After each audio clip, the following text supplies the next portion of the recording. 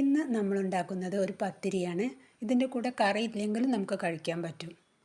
അതിന് വേണ്ടിയിട്ട് 2 table spoon ഗോതമ്പ് പൊടി, 1 ടേബിൾ സ്പൂണ് തേങ്ങ ചിരകിയത്, പിന്നെ 1 ടേബിൾ സ്പൂൺ കടലപ്പൊടി, 1 ടേബിൾ സ്പൂൺ അരിപ്പൊടി, പിന്നെ ആവശ്യത്തിന് ഉപ്പ്. ഇത് 1 ടേബിൾ സ്പൂൺ ചോറാണ്. ഈ ചോറ് നമുക്ക് ഒരു മിക്സിയുടെ ജാറിൽ ഒന്ന് അടിച്ചെടുക്കാം. വെള്ളമൊന്നും ചേർക്കണ്ട. കുറച്ച് തരി അയച്ചിട്ടും കുഴപ്പമൊന്നുമില്ല. ഇത് നമുക്കൊരു പാത്രത്തിലോട്ട് മാറ്റാം. ഇനി ഇതിലേക്ക് നമുക്ക് എടുത്തു വെച്ച ഗോതമ്പ് പൊടി ഇടാം. തേങ്ങ ഇട്ട് പിന്നെ ഗോതമ്പ് പൊടി ഇട്ട്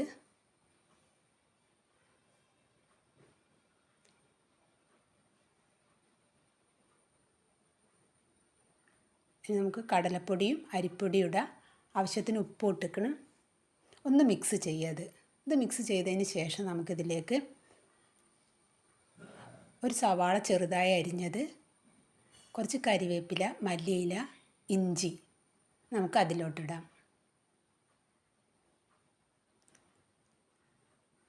പിന്നീട് എരിവിന് വേണ്ടിയിട്ട് കുറച്ച് മുളക് പൊടി, ഒരു പച്ചമുളക്, കുറച്ച് ജീരകം. വെള്ളമൊന്നും ചേർക്കാതെ നമുക്ക് ഇതൊന്ന് കുഴച്ചെടുക്കാം. ഉപ്പൊക്കെ ഉണ്ടെന്ന് നോക്കിയതിന് ശേഷം ഇപ്പോൾ വേണമെങ്കിൽ ഉപ്പിടാം. കുഴയ്ക്കുമ്പോൾ നമുക്ക് കുഴയ്ക്കുന്ന സമയത്ത് കയ്യിൽ നെയ്യോ ഓയിലോ ഒന്ന് തേച്ച് കൊടുക്കുക. തേച്ച് കൊടുത്തിട്ട് നമുക്ക് ചെറിയ ഉണ്ടകളാക്കി മാറ്റാം. ഇനി നമുക്ക് ഒരു ഇല എടുത്തിട്ട് ആ ഇലയിൽ ഓയിൽ തേച്ചതിന് ശേഷം ആ ഓയിൽ പരത്തുക. ഇലയിൽ പരത്തിയതിന് ശേഷം നമുക്ക് കൈ വച്ചിട്ട് ആ മാവ് ഇങ്ങനെ പരത്തിയെടുക്കാം.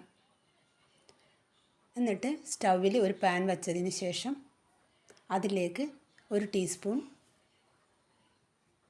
ഓയിൽ ഒഴിച്ച് കൊടുത്ത് നമ്മുടെ ആ പത്തിരി ഇട്ട് ഇല അങ്ങോട്ട് എടുക്കുക. പിന്നീട് ഈ പത്തിരിയുടെ മേദ്യം നമുക്ക് നെയ്യോ ഓയിലോ നമ്മുടെ ഇഷ്ടത്തിനനുസരിച്ച് ഒഴിച്ച് കൊടുക്കുക. നെയ്യോ ഓയിലൊക്കെ ഒഴിച്ചാൽ ടേസ്റ്റ് കൂടുകയുള്ളൂ. പറ്റാത്തവർക്ക് കുറച്ച് ഉപയോഗിച്ചാൽ മതി.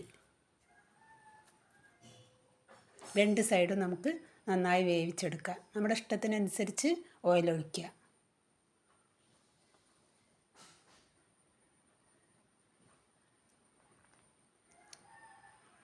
അങ്ങനെ നമുക്ക് അടുത്ത പത്തിരിയും ഇടാം. ചട്ടിയിൽ ഓയിൽ ഒഴിച്ച് കൊടുത്തതിന് ശേഷം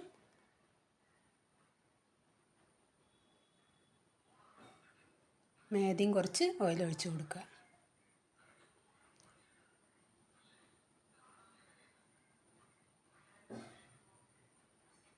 ഇത് കഴിക്കുന്ന സമയത്ത് ആവശ്യത്തിന് കുറച്ച് എരിവുണ്ട്. കറീൻ്റെ ആവശ്യമൊന്നുമില്ല. ഇനി വേണമെങ്കിൽ നമുക്ക് കറി കൂട്ടി കഴിക്കുകയും ചെയ്യാം. കറി വേണ്ടവർക്ക്